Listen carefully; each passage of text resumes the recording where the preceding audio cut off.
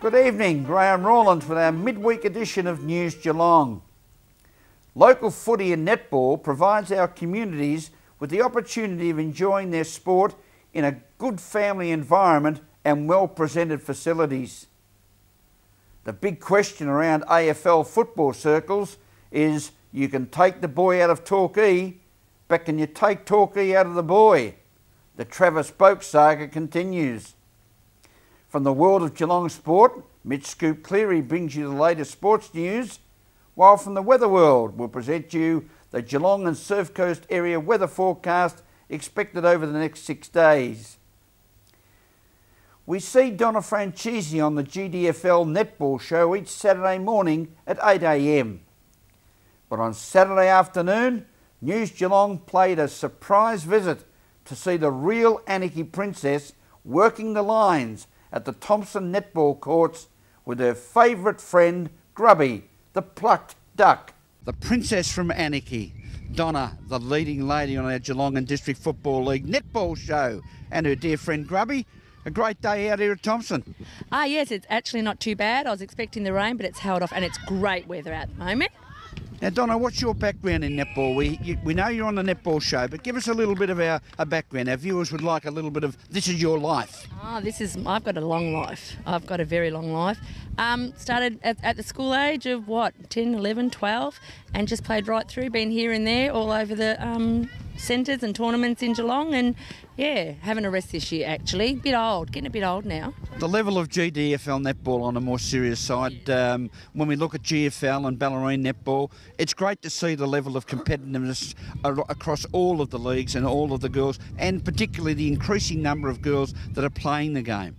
Absolutely, and you know what? There was a few years back you would say that GDFL was a really couple of grades below the GFL, but I'm telling you now, with the amount of talent that we have in the GDFL now, they've really stepped up to the GFL, and it's great to see. It really is.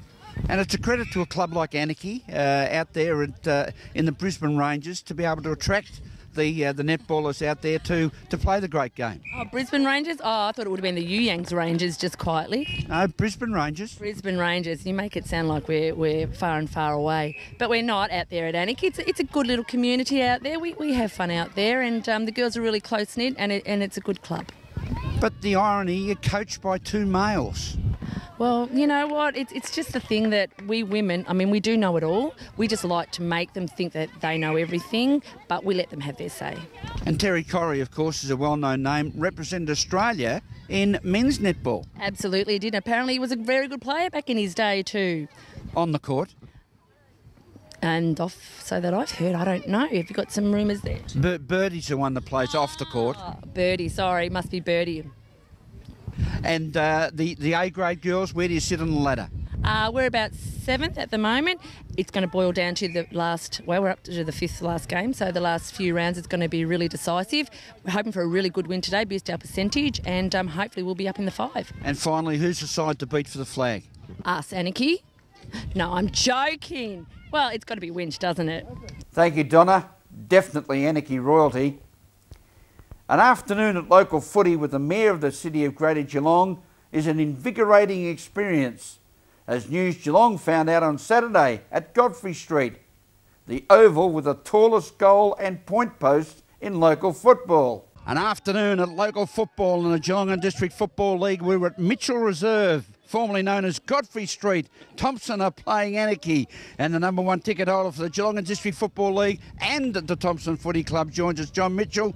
A great day of local footy, which is real footy. It certainly is real footy, Rollo. Every weekend I can't wait for Saturday to come or every week I can't wait for Saturday to come because I love going to the local footy. I've been doing it probably since I was 10 or 11 years old, and hopefully doing it, God willing, for another 20 or 30 years. So great. Great mate of mine, Polly Rankin, a great mate of... I went to primary school with Polly, and Polly passed away on Monday, and it was sad. 58 years of age, too young to go, and he had a bit of a battle with cancer, and it's very, very sad for us all. But Polly being Polly, wouldn't want any fuss, and he's just a great man. One of those, not very many people, I would suggest, that you could say that no one's had a bad word about, and Polly's one of those people. He's a fantastic fella. And we all knew him as Ian Polly Rankin, and the question that a lot of people have been asking throughout since his passing is, where did he get the nickname Polly from? Primary school, when he was playing football at primary school, about grade 4, I think, grade 5, Polly Farmer was down at Geelong, and Polly was a super footballer, you know, and we called him Polly, and that's stuck ever since. Played in a premiership as a 16-year-old at East Geelong in the Evelyn Hurst, which is the GFL. Played and coached the premiership here, 3-time best and fairest winner. Went up to Southport, played in the premiership with Billy Ryan up there. Played down at Geelong a little bit, but just, look, Polly was just a great bloke, and he'll be sadly missed. John, you're getting around every week to different grounds as you follow Thompson around. Grassroots football is magnificent and absolutely flowing very well at the present time. And again today here we see really at Godfrey Street Reserve, it's magnificent surface as we've seen a lot of grounds around Geelong. Well, there's been a lot of work done by the council, and so there should have been. Look, some of these facilities were neglected for 30-odd years. You know, they were put here and never. They were always maintained, but there was never any money spent on these recreation reserves. And they aren't just football clubs or cricket clubs; they are reserves, and a lot of people use them, and the extended family of people. Look, it's just I believe that the sporting clubs or the clubs and associations are the heartbeat of our community, and there is absolutely no doubt about that. And you know, if only you look at the crowd around here, diverse crowd, people from Anarchy, people from everywhere. It's just it's a fantastic day, but it just does show how many people sporting clubs touch, and you know, from little babies to grandparents. You know, it's great. At the halftime break, the president of Anarchy, Andrew McDonald, was very praiseworthy of the work that CAGG have done out on the Anarchy netball courts with lights. Yeah, they're new lights. Andrew rang me probably this time last year, and there's been a bit of a saga out there, and we got that all organised. But you know, their facilities need upgrading, and there's no doubt that we'll endeavour to do that. But it takes time, and you know, even if you look at the clubs in this area, they've all just about done and dusted. They've St Albans, East Geelong, Thompson, Newcombe. You know, they've all had a fair lick. Thank you, John. As we go to a break in this midweek edition of News Geelong, don't forget you can Twitter us on our Twitter account at NewsGeelong31 with your thoughts and comments, and also on Facebook, www.facebook.com/NewsGeelong31. Now use both or either of these tools to comment and support us with our Use It or Lose It campaign. We'll return with more news after this.